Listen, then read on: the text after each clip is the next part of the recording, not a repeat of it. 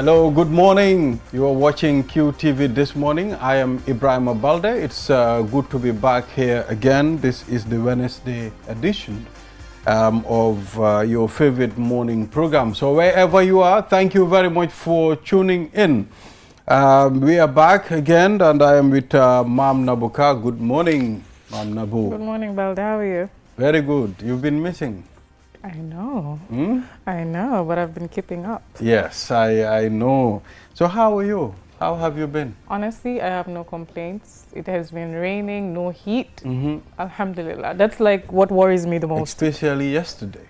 Yesterday, the atmosphere was really good. Very calm, Yes. very gentle.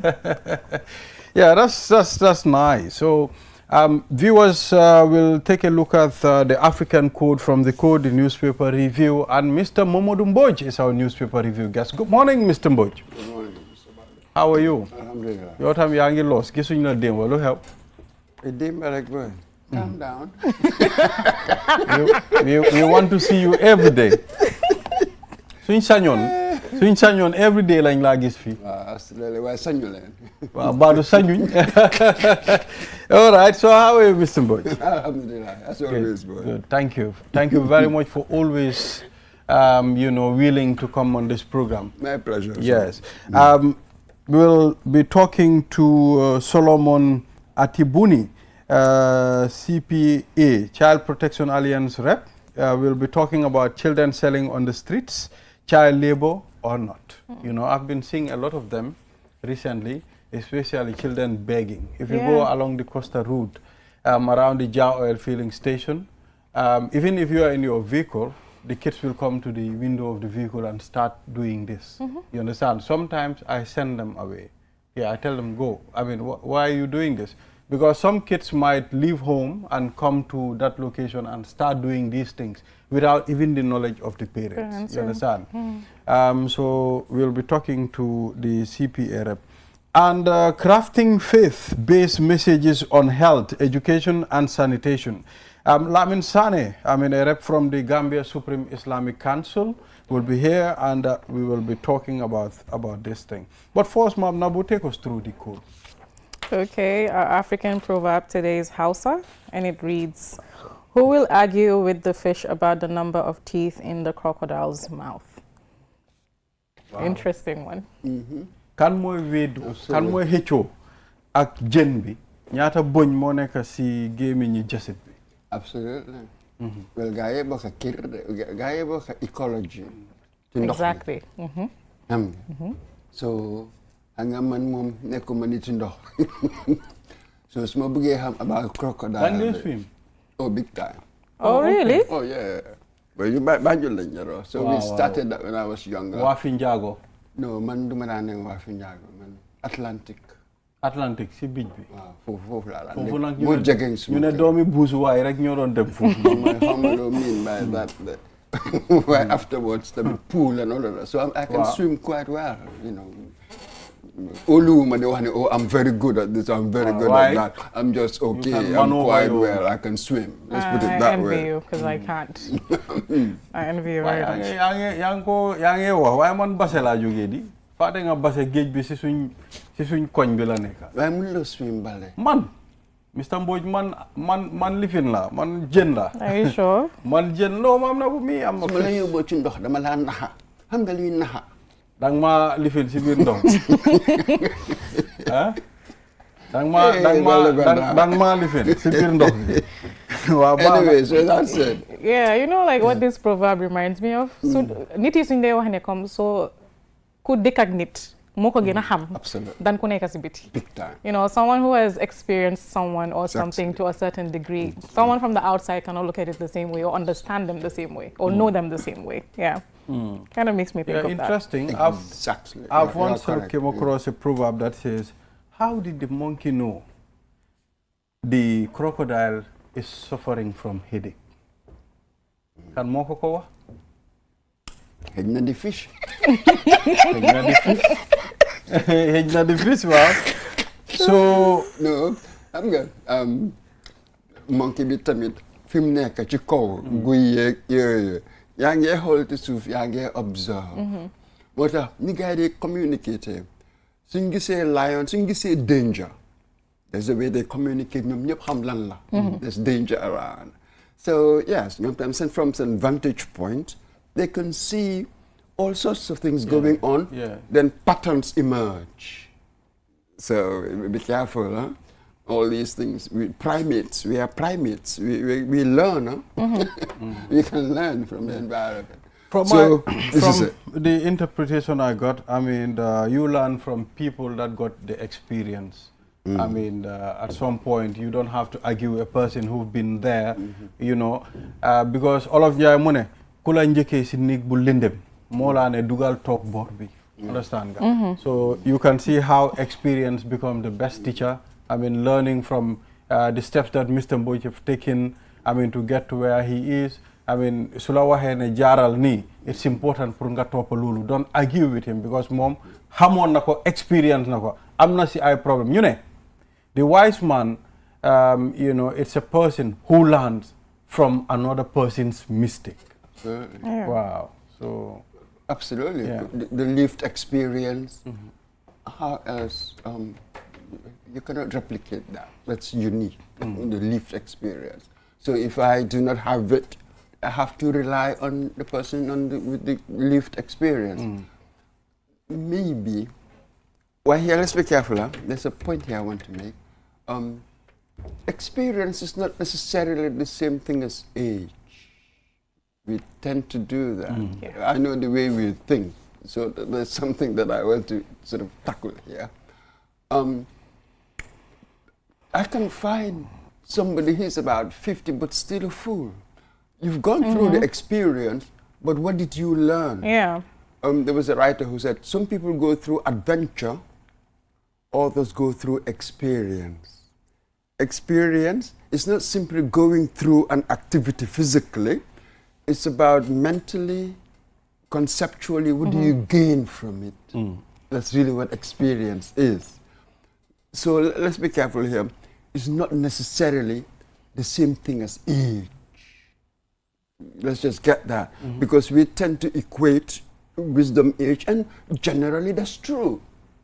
But it is not universally true. True, yeah. with experience.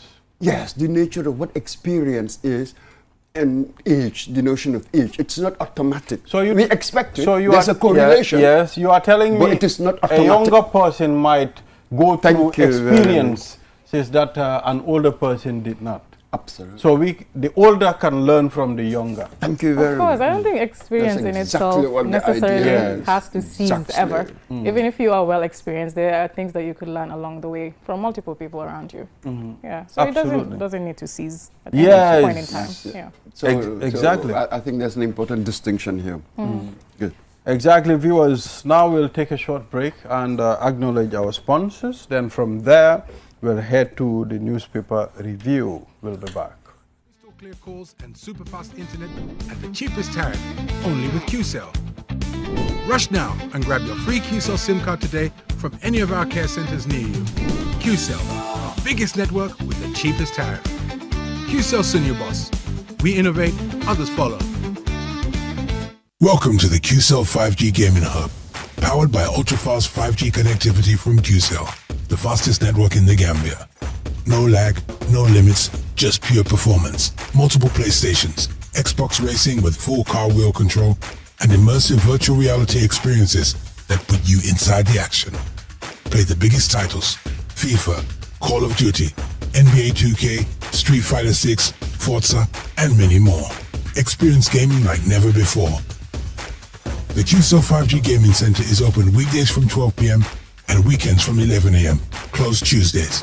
For bookings and inquiries, call 381-0008. The QCell 5G Gaming Hub. Not just gaming. This is the ultimate gaming experience.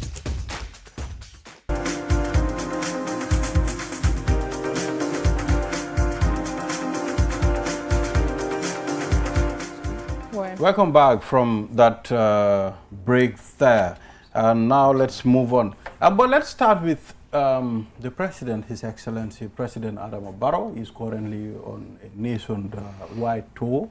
I mean, to meet farmers, inaugurate and launch new projects by the government of the Gambia. So we've also seen the inauguration of the Salikanye Badibu Road, which is a very significant road for the people of that community. Infrastructure, we've seen how the president changed the face of this country since he took over power. It's something that, you can give him his flowers. Although many people will tell you, we don't eat roads. How about if you get road infrastructure? Actually, you do eat roads because the roads are how goods and services get to you, I think. Yes, I think that's a point there. But people don't think like that sometimes, Mr. Boj. I think they do. They know the value of the road. Everybody knows that. Because that's the road they use to go around, go do their business, go conduct their business. They have to travel and go conduct their business. It's just that everybody's talking about food inflation. We all know that. So in any political discussion, so people will tend to sometimes make these confusions. We don't eat roads and all of that. It sounds profound, but really it is not at all. They're two different things, as it were, isn't it? Yes, it's a good thing that we've got the road. Nobody can say no. But the problems, well, they do not end there. You have to provide the food and make it affordable as well. So there are many challenges, there are many tasks, as it were, that one does all the time. So yes, we're seeing lots of roads. But today, or yesterday, we were just talking to some people, that yes, it seems as if, what we call, I think they call them trunk roads, major roads. We're building lots of them. But the arterial stuff, I think what we call feeder roads, most of them, when it rains, they're impassable. So when would that become a project, that sort of thing? The worst areas, how do we change that? Or people who work, we suffer when it rains. It's extraordinary. And the same stretch of road, as it were, for the past 4 years, 5 years, every year the same thing. Then you begin to wonder, is it anybody's responsibility to do something about this? They'll tell you, well, we can't. Oh, it's really sad. You see it every year, but it seems there's nothing that we can do about it. And there are so many hot spots, as it were, these pools, these really awful roads. Potholes. All over the place. It's much more than potholes. I actually did see something like that. I think the Njau road that was launched yesterday. Some of the people there, some of the residents they were very happy because they showed what it was like. And if you see the potholes, the stones, and two of them that were interviewed were talking about how difficult it is for them to go about their daily activities just to use that road when it rains because it floods. So he's making a great point there. What people should understand is the president cannot come put food on your table for you. What he can do is to create the enabling environment for you to go about your business, for you to be able to carry out your activities easily. You talked about the feeder roads, but I think there is a little conflict of interest there. Most of these feeder roads, they belong to a particular council. You understand? So let's take KMC for example. If you have a road, within KMC and you want to, they want to develop that road, we all understand Talib. It's the mayor of KMC. At some point, it will not just be easy like that. So you can see how it's going to delay at some point too. If Talib and the government, they are not on the same page at some point, I think development will slow.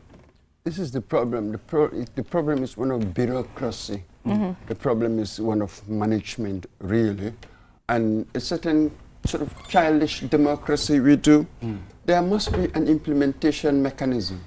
If I have a national policy, anywhere you go, especially with the political system we inherited from the Brits in many ways, central government needs local authority.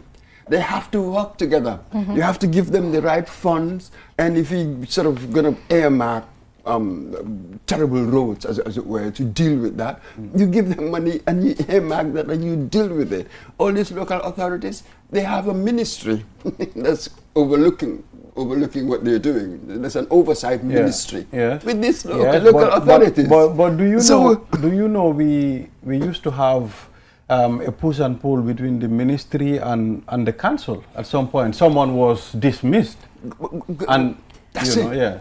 That's it. So So, that's it's a how- dysfunctional relationship, but it has to work. I think, yeah. You really that's what I was cannot gonna rely say. on central agencies, for instance, roads. National Roads Authority, do you expect them to be able to solve all these problems all over the place, especially what I call the feeder roads, arterial roads, all over the place? There are so many. Anywhere you turn during the season, it's awful trying to walk from one Yes. end to another. Yeah. That's it. So you have to bring in the local authorities.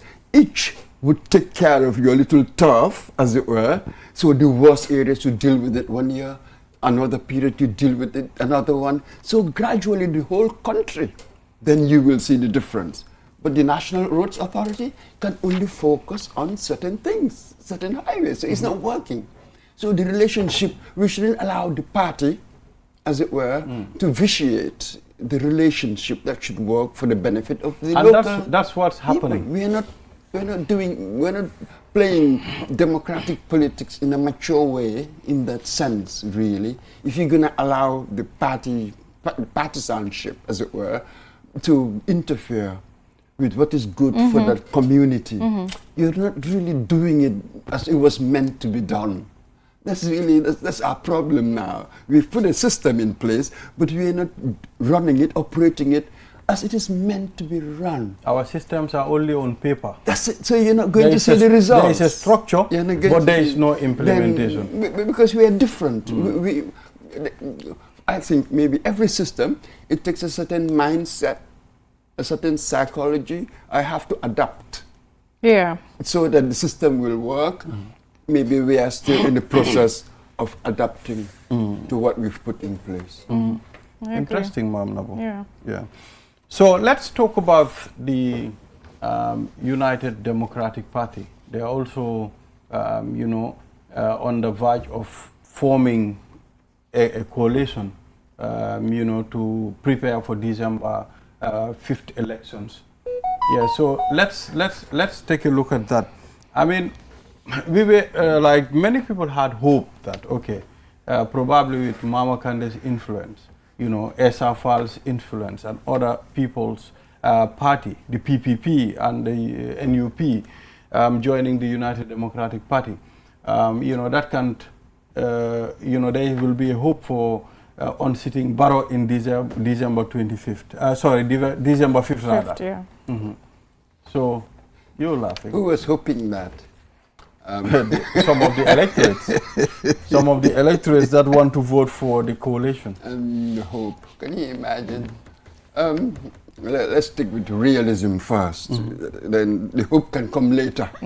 Let's deal with the reality first. You have all these different parties, different histories, the leadership, different personalities, different ambitions. So to come together to form one grand opposition coalition, that was always going to be a tall order, extremely difficult, really. And we are seeing it. Everything is just playing out. So in the end, you'll have maybe 2 or 3 coalitions. I do not know. But to have one grand one is just impossible. It's not going to happen. So UDP, of course, is a big party. It will attract lots of smaller, these newer parties, obviously. So they will have their own coalition. And it seems there's another group with some momentum. It seems that's Unite. The other day, they merged, had an alliance with NUP. And I was talking to someone the other day, I had not thought about it. He said, this is interesting, because Talib Bensouda, as the head of Unite, will take some UDP people. We've seen it already. I've seen a few, spoken to a few young people. They said they'd moved on to Unite. I was surprised to learn that. And Lamin J. Dabo as well. He's got a certain following. Yes. He said those people will leave UDP as well, maybe among his young people, and go and follow Unite. So how things are playing out, I didn't know. It would be interesting. So then you'll have Sobea. What next? Because they left that They left, coalition yeah. They talk. withdrew. So what would be their decision? Who would they join next? What would happen next? I do not know. But yes, the dynamic of, we call it coalition, I call it alliance. This dynamic of alliance formation. Well, we just watch it, we're just witnesses. I don't have any interest in whatever. I'm just a witness to what is going on, and it fascinates me somewhat. You know, who would have thought I would see GDC and NPP? But there we have it. I mean, let's talk about this hope for a second, because you know, you were mentioning all of these political parties, and they were about to come together and form something huge, just for it to dissolve over whether it should be party-led or candidate-led. Absolutely. Do you think that was an insignificant thing to use, for lack of a better word? No. It goes to the very, very heart of it. Because always, who would lead? That is really so important. How do we determine, what mechanism do we have in place to choose the leader? That was always going to be difficult. So the big parties, of course, would want party-led. That's in their advantage. So for the smaller ones, maybe relying on the charisma of the leader, Right. you will go for the candidate-led. You know what I mean? Yeah. So each is really following what is in your interest in many ways. And to be honest, around the world, yes, numbers matter. And what UDP is saying is absolutely true. When it comes to selection, the size of a party matters. To pretend that it doesn't matter and to come up with these idealized, as it were, criteria. Oh, forget it. Human beings are not like that. We are not angels. We are too dirty. So it doesn't work like that. So that's why things are failing, because the idealized stuff doesn't exist. Right. So, and UDP, they're right. But we've seen instances where leader of a smaller party would lead a coalition. We've also seen instances like that. So what they're saying is true, but we've got examples of others as well, where a minority, smaller party, the leader, would be given to lead perhaps of notions such as electability. There's so much charisma.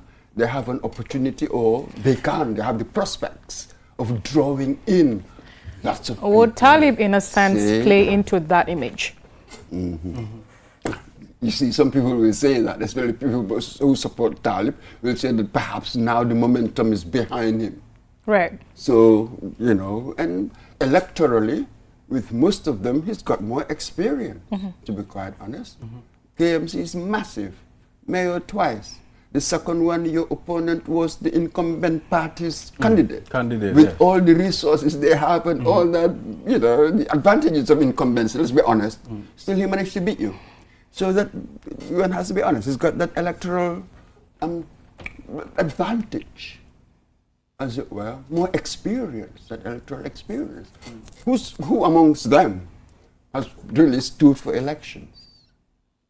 That's a None. point. A good number of our politicians do not know how to win elections because they've never been there. It's quite extraordinary that this is what we have. Look at our ministers. None. It's amazing. Politicians run for office, it is said, but some of the ones we have, they're not running, they're walking. They are working for office. They're walking in the office. Yeah, so Hamad Ba vows government uncompromising action to tackle killings and crime. Yeah, Yes. so he made these remarks during this tour at one of the communities. He said, I mean, you know, they are aware and they've seen crimes happening now and then, but the government is not just going to let it go like that. So once you are found wanting, they will, execute the law on you. I will always say with cases like this, you know, issuing strong statements like that obviously will boost public confidence and such, but what is being done for these statements to be implemented? What Yeah. action is being made? I think is what is more important to Yes. focus on. Yes, the Yeah. action. Yes, Hamad Ba vows government uncompromising action to tackle killings, crime. What does that mean? What would be the uncompromising action? Well, this is just a politician talking. This is so, or maybe I'm being unfair. Maybe it's the paper's headline. Yeah. We've seen that here before. You read the headline, it promises one thing. And then you read the story, content and it becomes it's like boing, you know. a different thing. It becomes a damp squib, as it were. So that's why even the headline, I'm not even sure what it means. Yes, there's been a report of killings and crime. We've even heard from a high court judge sort of noticing that. Said something, made remarks about it during a sentencing of one person who was accused of this sort of thing. Yes, it appears so. What would be the response? Is crime actually going up? We never have reliable data. Everybody says that. So I just don't want to jump on the wagon of the media reports, because we know that media tends to amplify. You can have things happening 2-3 times, but it is amplified in such a way that you feel that, oh my God, there's an epidemic going on. I don't want to fall into that either, though I don't want to be complacent. I'm trying to avoid the two extremes. Yeah. Complacency or a moral panic, as they call it. But we really do not have the data. Really. What's the realistic picture out there? We don't do data very well, even though I understand that they're trying to, but systematically we do not know what's actually going on. Maybe one thing we can say with some degree of confidence is that we are now just so impatient with each other, even amongst acquaintances. Some of these killings, far, all these killings and stabbings we've seen, people who are acquainted to each other. And a minor dispute, and suddenly one would run and take a weapon and come and stab you. What kind of relationships are we having? It seems so pretentious. What's going on? Maybe that's one angle that we can tackle. These are not strangers. Whenever we talk about crime, they're like, oh, drugs, I've heard them. People are taking drugs, but these specific examples, it's about people who are closer to each other. I said, yeah. who are acquaintances, they have a relationship. It is that impatience, it is that social aspect that we need to tackle. But because that's difficult to talk about, so we just blame institutions and drugs and the easy bit. When you misdiagnose, you are going to misprescribe. Then whatever you're going to come up with, you are not going to solve anything. You're being sentimental in a situation where you should be very hard. There are social issues that we must talk about. This sort of undercurrent of almost resentment, unspoken resentment, all I need is the slightest excuse, it explodes. Extraordinary situation we are in. See it all the time in traffic. But like Mam Nabu mentioned, it boosts public confidence. I mean, so at some point for a state minister, at least, to come and assure the public, this is what is going to happen, when this and this and this happen. But you know about that, I'm very glad that he mentioned data, because there's cause and effect, right? If you don't know what is causing something to happen, how do you solve it? That's the problem that I have with statements like this, because when you make it, the next step will be, oh, this is the actionable policy that we have. But what is that based on? There's no data for that. Yeah, so that's exactly it. Yeah. The impressionistic, that's what you get, really, often, that sort of arguments. Or theoretical stuff. Yeah. Theoretically, if you put input A, you should get input B. Stuff like that. Okay, fine. On the ground, is that what's happening? Often you realize that it isn't. So, Well, affaire that's a very problem. You keep talking and talking. So let's look at this. Gambia Law Society backs Chief Justice Idi Fall's appointment. The Bar Association. It's getting to be very interesting. Yes, we remember the few weeks back, the Bar Association was against the appointment. You know, so now here the Law Society is It's a back different and- body. So- Completely different body here. we have to know why. Well, they've said it. For instance, the Gambia Bar Association, according to them, the new CJ doesn't meet the criteria stipulated in our constitution. Constitution, yeah. That's what they say. To some of us, of course, with the file, for instance, first came to my attention during the O.J. Simpson trial. So it's way back. Way back. In the 80s, when I think he represented the children of O.J. Simpson. So, I mean, you got to be big as a lawyer, really, to reach that level, because of, you know, that guy had resources for anybody, top lawyers. So, fast forward, I don't know, 40 years or so, 50 years, I don't know, 30 years. Now, they say that he doesn't meet all sorts of criteria, has not been working, you know, sort of Commonwealth, or is it common law jurisdiction? That's what they say. We are not lawyers, so it is interesting that it has gone to the Supreme Court. Yeah. Now the Supreme Court will decide. For me, the funny thing is, well, he has already been sworn in. Now he That's is the question I have as He's well. the CJ. Yeah. I wonder how would that affect the way they consider it. You see, I've got all sorts of So now questions. the appointment but has I'm not already sure. been done. Oh, that's gone. And, That's done you and know, dusted, yeah. done and The dusted, CJ is sworn already in. seated, so you know, I don't think there is much to do anymore. Not necessarily. The Gambia Bar Association, it doesn't matter what you think about them, you know, they're one of the custodians, feel like, of the Constitution. This is not a bad thing. They have a certain belief. One would just hope that it was unanimous, you know what I mean, and stuff like that. And they've got a right to go to court. Yeah. Just as others have been doing. You know, other bodies have challenged the government here and there, and then, you know, they were vindicated. Yeah. They were vindicated. Yeah. So it just depends. So now we just need to know what the Supreme Court will say with us. We're just thinking now your CJ, the very man in question, he's now the Chief Justice.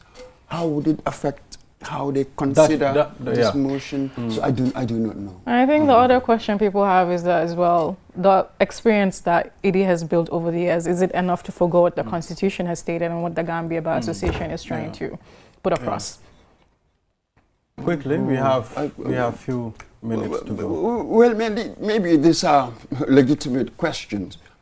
But again, it seems he's gone to the very top and internationally the experience and all. So, Mr. Mboj, I am afraid we need to draw the curtain here. Maybe we will do this another time when the Bar Association, probably file their case to the courts. They've already done They've already done that. So It's under let's consideration wait now. for the court's outcome, because there'll be a result, you know, from the courts. Well, before then, maybe you should invite a member of the Bar Association and a member of the Law Society, and we'll have a nice discussion. As far as they will not fight in the studio. No, they wouldn't. I trust you. You're a very good maestro. I'll handle it. Yeah, so thank you, Mr. Mboj, for talking to us on QTV this morning. My pleasure. Yes. So, viewers, we'll take a short break. After the break, we'll be talking to the Child Protection Alliance on the children selling on the streets, child labor or not. We'll be back.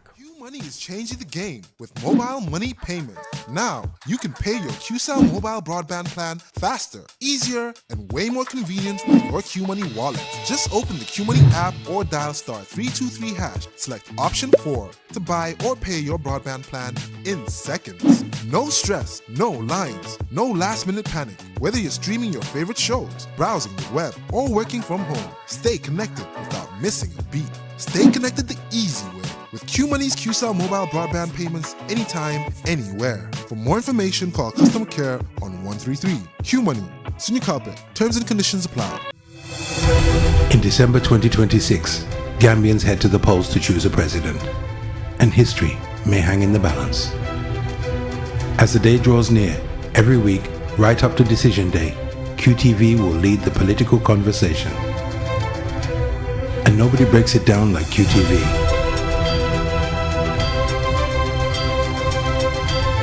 Our team of experts will help you understand the results as QTV brings you Decision 2026, a weekly program dissecting the issues, driving the debate, and giving Gambians a front row seat to the hottest topics for the defining election of our time. Hear differing views put forward and challenged, manifestos dissected and explained. Stay informed, stay engaged. Stay tuned to QTV for everything you need to know about this year's election. Decision 2026, Thursdays at 9 p.m. Only on QTV. QCell, the fastest growing network in the Gambia, now presents to you the eSIM. QCell's eSIM allows you to electronically scan a code and join the world of digital SIM cards. Customers with physical SIMs can easily switch to the eSIM as well. So rush now and get connected with an eSIM and start using the latest mobile technology with your trusted GSM operator. For more information, call our customer care on 111. QCell, Sunubus.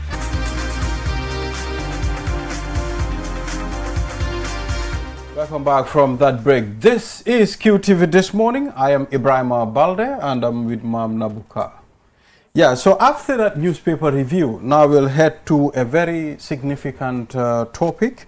Children selling on the streets. Is it a child labor or not? So we want to know that, and we have a rep from the Child Protection Alliance, Solomon Atibuni. You are welcome. Thank you so much for Yes, inviting me here. It's good to have you. Yeah, so before the start of this program, I was highlighting how children wander about the streets begging and selling. You know, if you can see most of those things along the Costa Road going to Burso Beton Table, especially the flyover next to the Jah Oil petrol station along the Old Yundum area. You can find children begging, you know, you can find children selling. So we want to know what is the stand of the CPA on this. Okay, as CPA, we have got various engagements with stakeholders on issues of children on the street, especially those ones who are begging. And of course, as CPA, we are a civil society organization. We don't have that mandate to go beyond advocacy. What we do is to advocate. What we do is to engage stakeholders in terms of such issues. So CPA is a member of the National Child Protection Steering Committee, which is housed under the Ministry of Gender, Children and Social Welfare. So we normally have meetings with various stakeholders. We have people from immigration, we have people from police, we have people from other CSOs, and we have people from the ministry. And not only once, but several times, this issue of children begging on the street has come forward. And even in the meetings, we talk, they mention especially Westfield, where sometimes when the begging is something forceful, the beggars, the children, like they force themselves into begging. Sometimes as Gambians will be very kind, sometimes they keep giving. But from the child protection element of it, it's actually not advisable. So if you say a child protection actor not even giving money to a child beggar, that's within the ethics of child protection. Because number one, this child, it is normal, it exposes them to exploitation and abuse. Because the begging they do is not for themselves. They are sent by some other person. So the moment you keep giving, it encourages them. So it is always a problem where even the law enforcement officers, so sometimes they don't have the capacity in terms of logistics. I think I can remember one time one of the police focal, child welfare focal person mentioned about issue of mobility. Some of these things, to enforce that law, to stop it or to reduce it, it needs a lot of resource allocation towards the law enforcement stakeholder. That's the police for this case. Then even the immigration, because some of these street beggars, according to reliable sources, which is not confirmed because there's no data for that. They may not necessarily be Gambian children. So meaning they cross across the border. So crossing across the border, now it asks a question about the immigration, the whereabouts of the immigration authorities at the borderline. But again, another point is these children are within the ECOWAS fraternity. So the dynamics, the regulations at border crossing within the ECOWAS citizen is a bit It's a different. porous border. Exactly. So based on that now, it is always a problem in terms of that. Now, but we are always working on it, but at one moment we know we shall come to a solution, or shall find a credible solution to that. Now coming to child labor, again, that's true, child labor is said to be existing. I was reading over the weekend, I think not weekend, but before yesterday or yesterday, a press publication by one of the online newspapers where the Minister for Gender and Social Welfare say that not every child labor or every labor a child is involved in is child labor. Okay. Which I think we somehow do agree with that. Though most of our intention or what pushed us to like the statement is the call for an assessment. Indeed, it's important for the government to call for an assessment to understand the push factors, the drivers for children being on street, not being home or not being at school. That is a very important aspect for us to know. Because sometimes from the civil society, you need evidence-based information to advocate, or to advocate, you need evidence.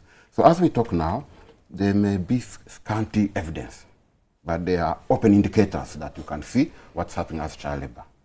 But of course, the most important thing maybe as Child Protection Alliance that we emphasize that even if we are going to study, we are going for an assessment of the factors, we still need to protect children as we go for the study. Child labor issues or children on the street should be studied when they are protected. I think that's the most important or fundamental approach we can have to that. In the minister's statement, she also did mention that, street vending does expose children to abuse, violence, accidents. So I still can't reconcile that with stating that certain activities cannot be labeled as child labor. What is the distinction there? I may give you two types of distinction here. Number one, using the legal framework. Then number two, using a public opinion. Okay. Yeah. So meaning the niche between the two can be the distinction according to you and according to you. But of course, as Child Protection Alliance, we anchor most of our advocacy based on the framework. Okay. Because we can use that as a reference point. So when you see the Children's Act, it has explicitly talked about issue of child labor. I think that is part 8. They mention it part 8. I think from clause or article 41 until where it ends, it has exhaustively talked about child labor. Number one, it set a limit for when a child should be engaged to labor, which is the age of 16. However, it did not mention for how long a child, if he's engaged in this type of work, for how long it should be. And it is best practice, there should be a minimum time for a child. Maybe can work for 2 hours in a day, can work for 3 hours in a day. But the Children's Act was silent on that. So, but it says, it categorizes hazardous, hazardous child labor and non-hazardous. Okay. So hazardous is where children are exposed to high risks, like we talked about within the streets. There are accidents, exploitation, there's abuse, they are out of school, they are not at home, and they may be lifting heavy items. Others may be there because maybe it's a debt bondage. The parents have got debts to pay. They use the child to account for that. So those are the ones we think are at risk. Recently, there was a study done by government. It was funded by UNICEF. It was about the landscape of marginalized education in the Yes, Gambia. yes. Mhm. I read the report before validation, and after validation, I think the final report has not been shared. And when you read that report, somewhere issue of child labor came in, especially within the Quranic schools. And of course, there are two debates there. Number one, that within the Gambian context, children helping their parents in the farms is considered something moral. That one, of course, we accept that that's moral. It's sometimes sort of a discipline to a child. But where it's a forced one is what we are against. Especially if a child needs to go to school and is not given the opportunity to go to school. A child, the labor exposes the child to health risks. The labor exposes the child to suppressive supervision. Those are what we can call child labor within the legal framework. Because even the Children's Act clearly states that there are some other labors, like within TVET. When a child is going to school and is exposed to an environment of TVET or STEM, those are aspects a child can be engaged at because it's about knowledge acquisition. Right. I think that's what I can say about it. I'm so glad you mentioned the Children Act because I was going to bring you back to that. We know it was amended in 2016, but I just was wondering, you mentioned some gaps just recently. Are there any discussions around that to close those gaps? Because there's a lot of nuances that are lost in translation with some of these cases. Just to update you, actually, I think 2021, 22 there, after COVID immediately, there was a review of the Children's Act. The ministry, that's Ministry of, let me say the Director of Children's Affairs under the Ministry of Gender, Children and Social Welfare, I recruited a consultant to do a review of the Children's Act because somehow it was obsolete. You know, there are emerging issues and there are changing circumstances. Right. Even with the influx of Ebola, can I say, with the introduction of, sorry, not Ebola, COVID, many things may have changed there. So the Children's Act became somehow not obsolete, but somehow like, can I say, updated? It needs, outdated, it needed to be updated to capture any new emerging issues. Okay. But since that 2022, I think it reached somewhere, UNICEF realized some gaps to be filled. So they had to do legal analysis. The consultant have been recruited to do a legal analysis. So the reviewed act is within, I think, between the ministry and Ministry of Gender and Ministry of Justice for it to proceed. Okay. So we are not previewed to the draft or to the reviewed Children's Act yet. Maybe some of the gaps we are talking about may be captured there. But you know, before it goes beyond, there may be a validation of it. So during the validation, that's when we shall now put a second eye to see whether the gaps we are identifying are captured there. Okay. So, Mr. Solomon, let's talk about how culture, affects the way we see children selling in the streets. Yeah, of course, our culture, definitely it will affect differently. But most important point you should know, no culture evolves. Culture is never static. Culture evolves. The culture, your ethnicity or the Gambian may be practicing now is not the culture of the original culture of Gambia. It keeps evolving because of emerging issues which I'm talking about. Things change a lot. To the extent even now we talk, there are intermarriages. So that intermarriage, two cultures get married, not so. So they definitely there will be a blending for sustainability and coexistence. So in terms of cultural perspective, yes, we know at least if you still go back to the report about the marginalized landscape and the other studies within the Gambian context, you will see that yes, supporting a parent is something moral and is like any educative sort of aspect. But again, the point we are saying here is, which type of support are you talking about, supporting a parent?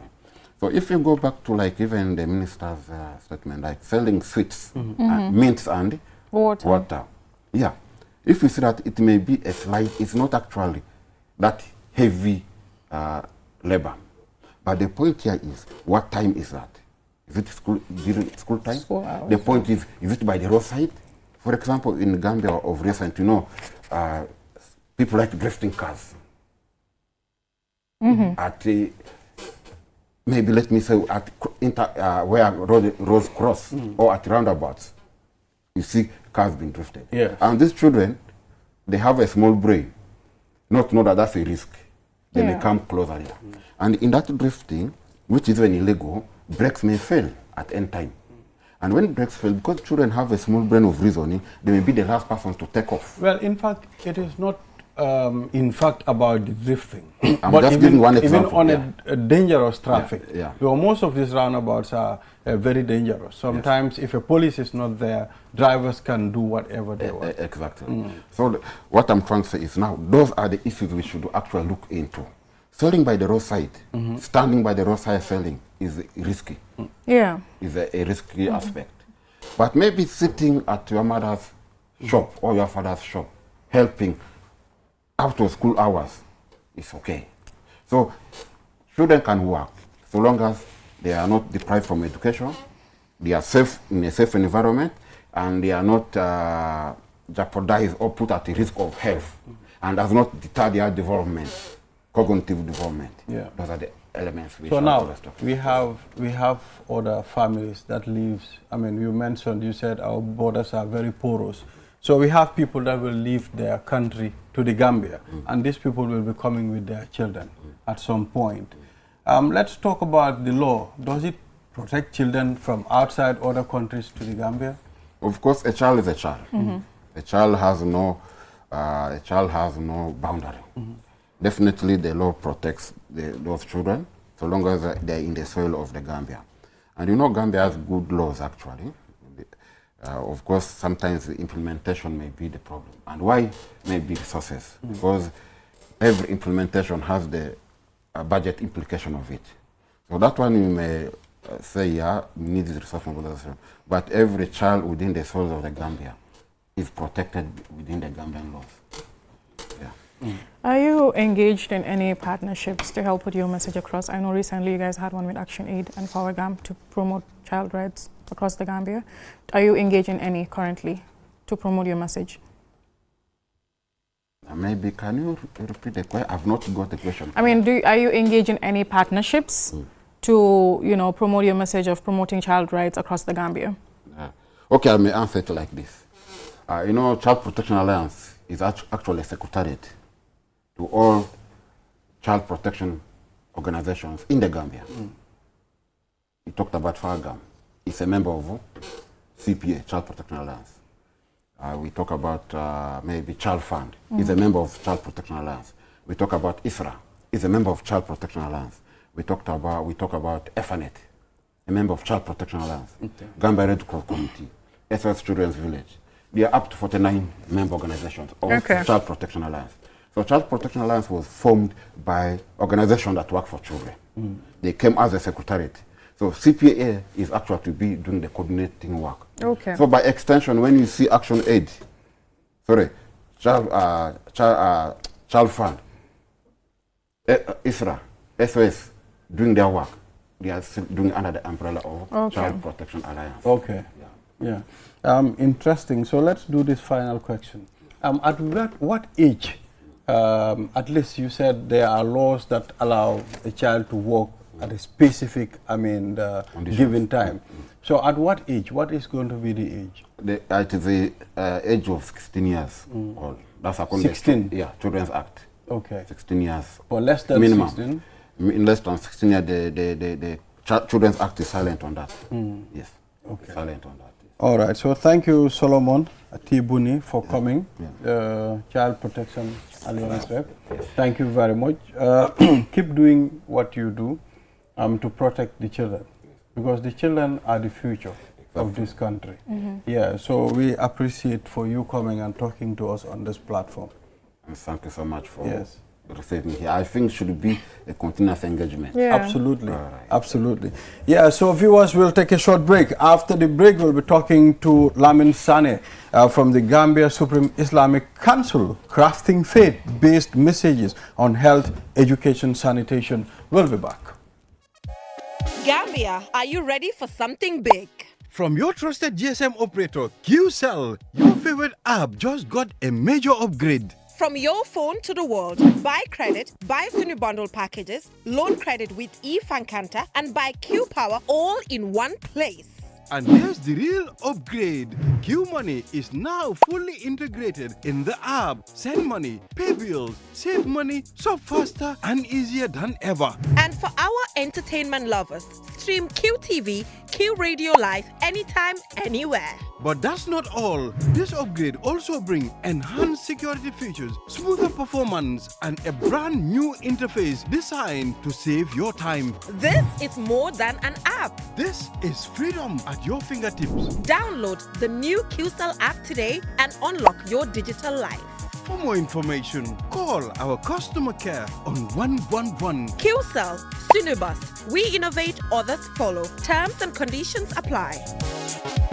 Bokkal si network bu gëna rëy gëna yombale si réewi Gambia bi fii jëfandikool kool bu set internet bu gaaw li yëpp si njëg bu yomba fii si QCell dawal léegi si suñ customer care bu la gëna jege ñu may la QCell line te doo si fay dara QCell network bu gëna rëy te it gëna yombale si réew mi fii QCell suñu bas ñoo xaali yoon bi ñeneen toppa.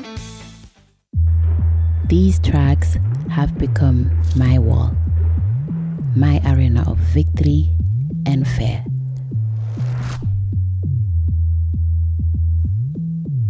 I relentlessly walk, push, strain, and stretched. Moments when every fiber of my being screams, give up. But the fire within me won't let me quit. Despite the burning muscles, in this sport, every moment matters. Every second counts. My failures, my dreams, my pain, my triumphs, they propel me forward beyond all limits.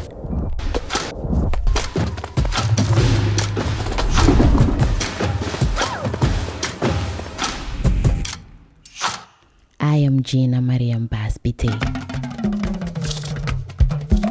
and this is Sunyubus.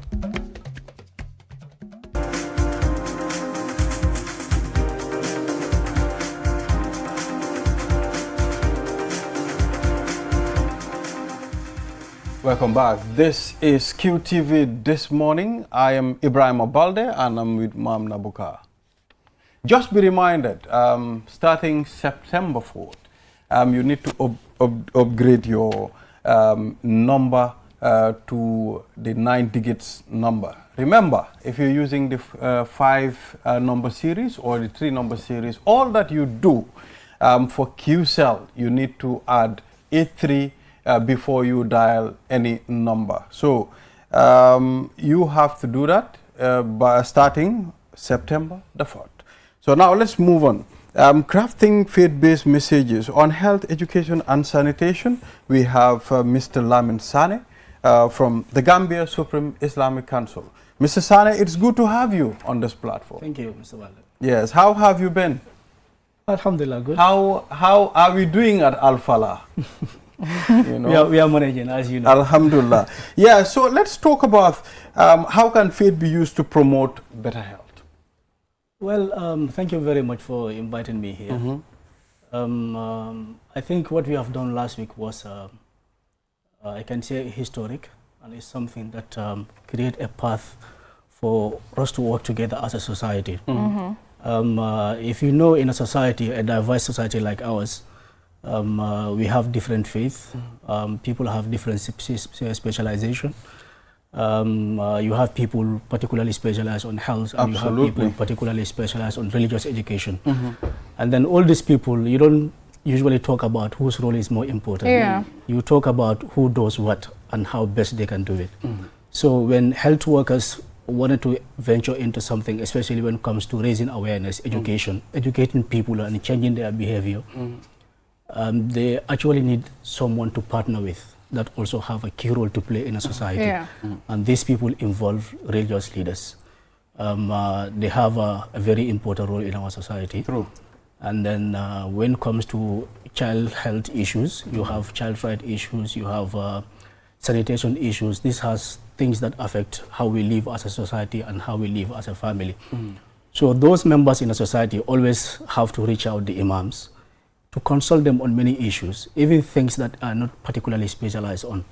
So that's why when you venture into awareness, there is an important sector in a society that has a bigger role to play. Those are imams, those are religious scholars, those are school owners, dara owners, for example. So that's the reason why UNICEF decided to have a way of dealing with imams through the Gambia Supreme Islamic Council. And we've worked toward this, and then we have a plan that, okay, why don't we come together, experts from different religious background, to come together and craft something. Because if you want to venture into awareness, you have to make sure that you put something forward that can be used. True. Because most of these areas that you talked about, Islam already have something to say about them. But perhaps it was not that organized and bring them together as one key message that people can use in their various platforms. So we come together with all these experts to sit together, and then we have a presentation in various thematic areas, as you mentioned. And finally, we have a group work. Key messages were developed in those thematic areas, and those will be used by religious leaders, pastors, imams, and school owners to be able to, raise awareness of people in our different society. So we want to believe that bringing these people to be part of this awareness will have a great dividend, because we have it's like we have a touch with the society almost every day. Everything they do in our society, we know about it. And we also reach out to them, or we have a bigger platform where they will be part of without even paying anything. If you want to organize a rally right now, you have to work maybe a month or maybe half a month. You spend a lot of money planning. But for us, every week, those same numbers are available with us. In fact, they pay us. We don't even pay them. Meaning, they can even give us something for, being with them in those platforms. So that's why it is important we see that, okay, these different sections in a society have to work together, hand in glove, to make sure that anything that has to do with our health affect everybody. It doesn't matter whether you are a Muslim or not a Muslim, men or women, old or child. It affects everybody. Sanitation affects everybody. Education affects everybody. So that's why they feel it important for us to work together and then do something like this. You know, when I saw that national workshop that you're talking about, I was very touched, because a lot of the times when people are going through this, they come to you imams to talk about it. So I just have a question. How do you intend to get across to imams who are not in the room with you? What we did was, like I said before, the objective was to draft something as a message, and those messages will now be validated, and it will be made a form more like a booklet. And then now from here, this is the first activity. From there, we are going down for step-down training. We will be meeting the religious leaders in the regions and giving them those booklets that they can use for their various platforms. But before they will be given those books, we will go through training as well. We will have a TOT first, and then we go to regions and train religious leaders. And finally, they will have something at their disposal that can be used in their various platforms. So I want to know the religious teachings that we can use, to promote sanitation. If you look at Islam, Ibrahim, one of the key things that makes Islam stand out is cleanliness. It is not just an option, it is part of faith. It is one of the most important pillars in faith. You cannot be a Muslim if sanitation is not part of you. When we wake up in the morning, what do we do first? We try to make sure that we wash our hands, we clean, we take bath. And then, even if you don't want to do that, you will be forced to do it because you have to pray. You have to. As early as you wake up in the morning around 5, half 4, now we pray around 6. You have to just make sure that you take ablution. And ablution, you wash your most important part of your body. So that is part of cleanliness. And then daily you have to wash this part at least 5 times a day. When you are eating, you have to wash. You have to. When you are done, you have to wash. Most of the things, whatever you touched, you have to make sure that you washed. So this is, when you talk about cleanliness, it is not something that is just trivial in our religion. It is part, it's a pillar. Al-tuhuru shatr al-iman, as the Prophet ﷺ said. It's part and parcel of Islam, and it's a key important pillar in Islam. So a Muslim cannot be a true Muslim if sanitation is not part of it. Yes, that's true. You know, it's very important. I mean, we all understand how Islam emphasizes on cleanliness more than Abu. And I think one of the things that I saw you guys were talking about, which was very interesting to me, was environmental sanitation, more specifically open defecation, you know, in our environment. And I had a question where, okay, you can teach these people about these things, you can preach to them about it, but changing that habit is going to be difficult if we don't have maybe the facilities that they need, where if they want to ease themselves, they can go use that. So I don't know if you guys have any mechanisms or talked about any mechanisms in place which... Sure. If you look at that as well, just like it's all part of being clean, because open defecation, it can have an effect on the environment. Yeah, of course. The Prophet ﷺ teach us that running water, no one should put something there that is harmful. You can, sorry to say, but you can urinate on it because it's running. Oh, sorry, it's stagnant. Stagnant water. Because if it is running, maybe, you know, if something is put there, it nothing. But when it's stagnant there, you cannot put it there. Because someone may need it for drinking, animals may need it for drinking, so you cannot pollute that water. And it also said that people, where people have a resting place, for example, under a tree or somewhere they might movement, you cannot urinate there or you put something there that will pollute the air. He prohibited all of these things so that our environment will be clean. The air that we use to breathe will not cause any harm. The water we drink will not cause any harm, and the food that we eat will not cause any harm. And you don't also pollute the earth, or you don't also pollute the sea. All of these are measures put in place so that people, whatever we eat, the air we breathe, the water we drink, will be sanitized, and it will not cause harm in us. So the mechanism, the reason why I say partnership is important here. Perhaps imams may not have money to be able to provide certain things, but organizations are there who have ability to do so. Our job mostly has to do with changing those behaviors, communicating to them, giving them the message. Because usually health workers, especially from COVID-19 to present day, usually when you talk about vaccination, you talk about certain people who have a lot of questions, a lot of misconceptions. So, but our path, we find that we religious leaders are one of the most trusted people. In fact, the most trusted people in here. Whatever we said, even like I said before, if it is not my area of specialization, but if I speak as a religious leader, someone somewhere will look at me as someone who knows everything. They will easily be convinced that someone that they don't know or is not regarded as a religious person. So our work is to talk to people, raise their awareness, educate them, and so that the behavior will be changed. And behavior changing, usually it doesn't happen overnight. It takes process. It requires continuous messaging. It requires the method that you will use, because this is very important. The method you use, how you do it. Because sometimes how you do it is not carefully looked into, you will fail on the wrong way. You will fail. So that's why our path is to change the behavior. Our path is to convince people and raise their awareness, educate them, not to penalize them or try to force them to do certain things, but to tell them this is the truth and this is what Islam says. And I believe that when people grow up and they are oriented to believe that whatever their religion says is right, and that is the truth, anything authentic derived from the religion, we have absolutely no doubt about it. So once we give that message, we expect that anyone calling himself a believer, a Muslim, will be able to adopt that. But it will not be, it may not be that easy, because behavior changing will take a process.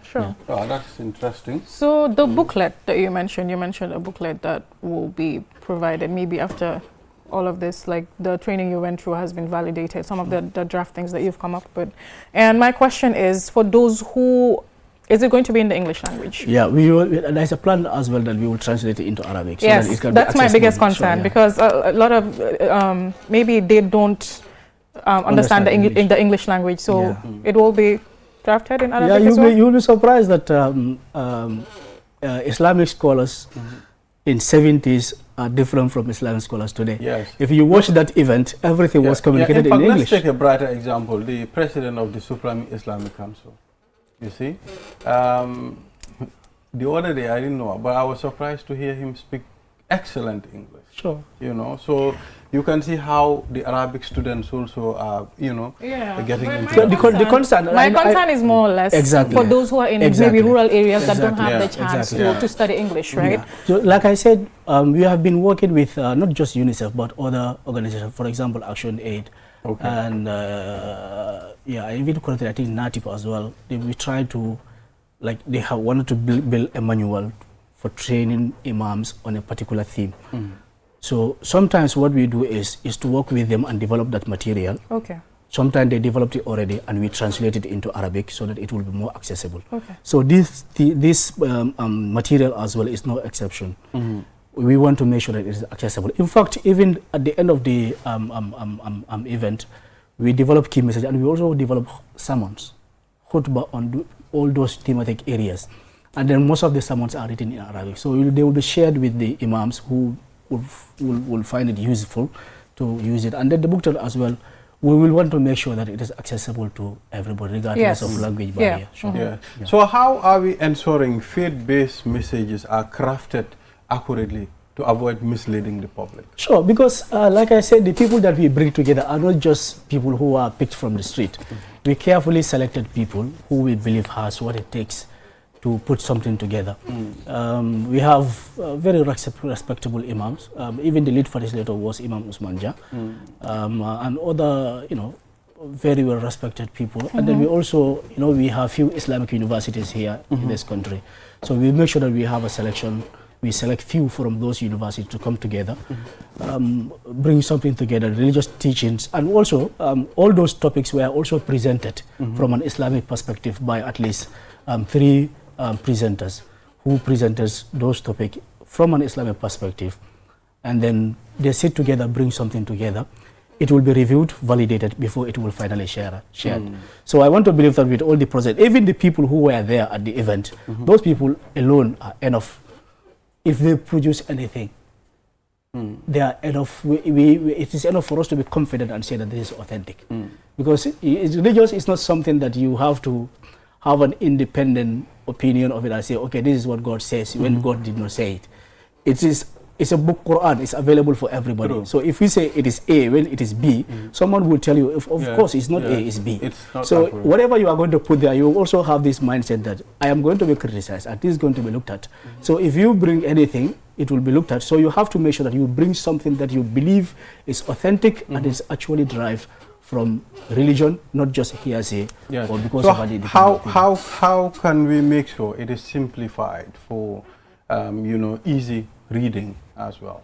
Yeah, because it is not like it's a book of like 100 pages or something. No, it's not that.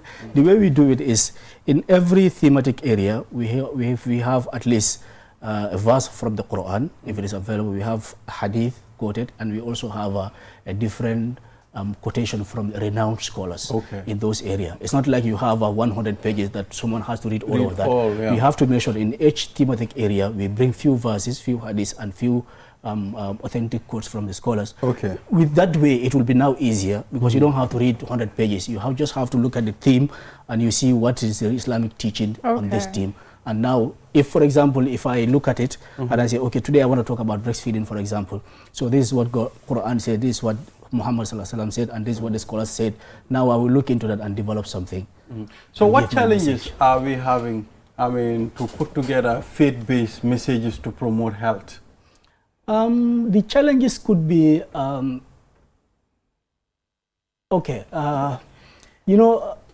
sometimes...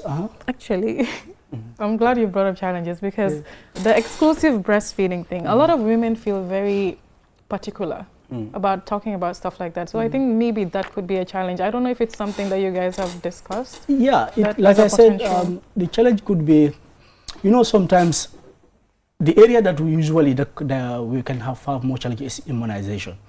How do I call it? Vaccines, yeah. Because you know how controversial it is. Yeah. And the vaccine is not something that you can just say something about it, like clear cut.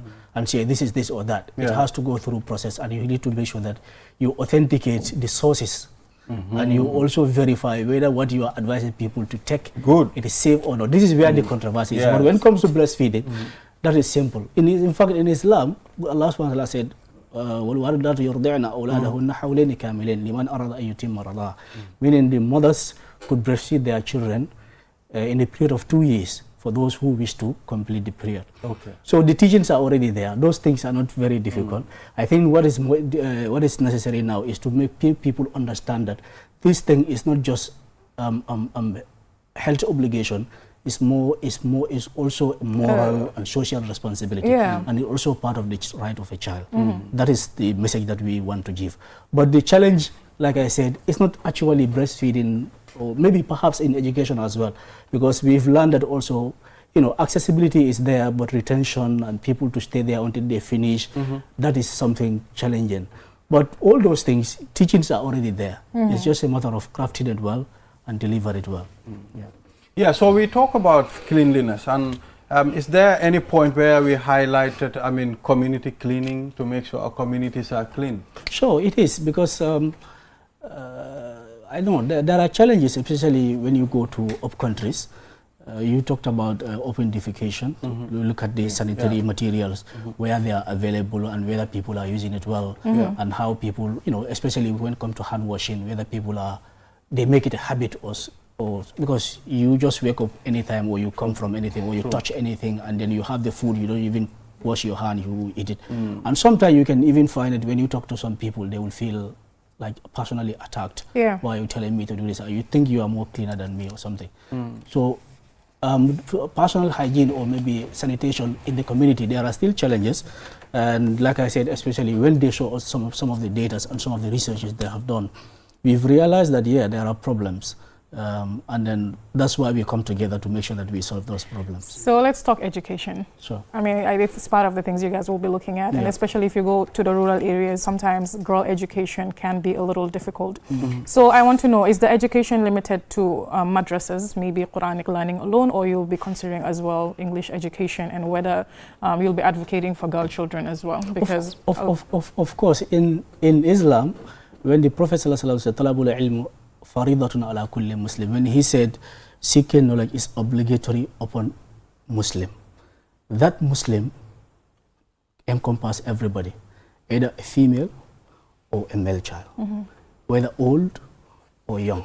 Everybody at your own level, you have to make sure that you seek knowledge. So when we're talking about the importance of education, we're talking about a useful education that people can use and benefit themselves. Right. We also emphasize religious education, because no matter where you go, no matter what skills you learn, we believe that at least as a Muslim, you need to know the basics of your religion. If you want to end up being a mason or a carpenter or welder or at least you need to have basic information of how to pray, how to fast, and you cannot do this by that. A revelation will not come to you. You have to learn it from somewhere. So in a Muslim community, everybody is not expected to become a scholar. That is a communal responsibility. It's not an individual responsibility. You understand? In every community, there should be sufficient people who can be scholars, and they can suffice us when religious matters emerge, and they can give us a verdict and help us. But it is not an individual responsibility for every single person to become a scholar. But every single person needs to know the basics of your religion. After knowing that, then you can. If you look at our fathers those days, you may end up being a conventional school, but at least you have to go to Dara. Each of us in our homes, even sometimes, even like for example my home, I went to madrasa education. My younger brother went to conventional education. But before he goes there, even while he was going there, he was still being taught his religion, because this is something that you have no excuse. Those are basics. Exactly. You have to go through. Exactly. So all of us, at least you went to Dara, maybe at the community level.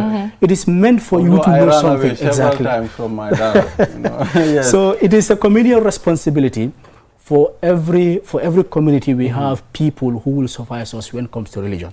But it's an individual responsibility for each and every Muslim to know the basics of your religion. Thank you. Thank you very much, Lamin, for coming. Thank you. This is a very important engagement, and I think we need to keep pushing and preaching about health, sanitation, and education. Thank you. This is very significant. We hope to have you another time so that we can discourse more on this. Thank you. Inshallah. Yes. Inshallah. So, Mam Nabu, this is all we have for today. We'll be back here tomorrow again for another edition of QTV This Morning. Enjoy the rest of our programs. Bye-bye.